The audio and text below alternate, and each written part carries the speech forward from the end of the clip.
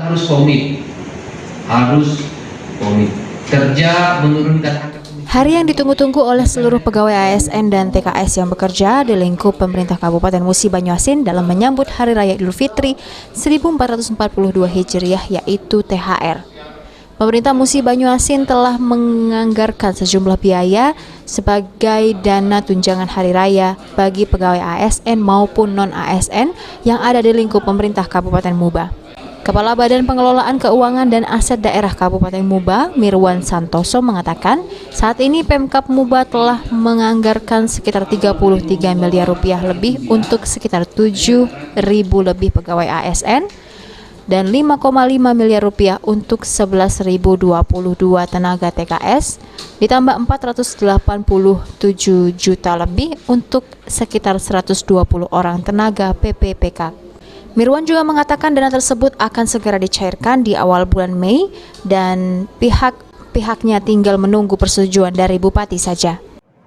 Anggaran THR untuk PNS, ASN di lingkungan pemerintah Kabupaten Musi Banyuasin itu untuk PNS sebanyak 7.081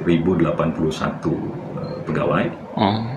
Itu kita alokasikan anggaran karena berdasarkan gaji bulan April itu sebesar 33 miliar lebih ya, 33 miliar 127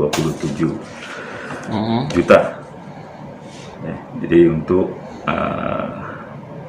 PNS ya, PNS ya. Terus ditambah lagi dengan pegawai P3K ya.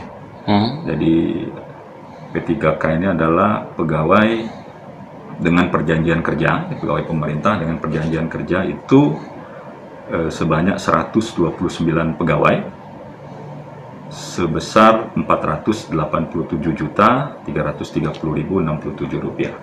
Jadi ini yang kita bayarkan nanti THR untuk PNS dan pegawai P3K di lingkungan pemerintah Kabupaten Musi Banyuasin.